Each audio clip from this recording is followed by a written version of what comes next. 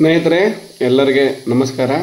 ಈ ದಿನದ steam boiler ವಿಷಯದ ಚರ್ಚೆಯಲ್ಲಿ pH, TDS, ಹಾರ್ಡ್ನೆಸ್ ಅಂತ ನಾವೆಲ್ಲ ಕೇಳಿರ್ತೀವಿ. ಕೆಲವು ಬಾಯ್ಲರ್ಗಳಲ್ಲಿ ಸಿಲಿಕಾ, ಸಲ್ಫೈಟ್, ಫಾಸ್ಫೈಟ್ ಅಂತೆಲ್ಲ ಕೇಳಿರ್ತೀವಿ.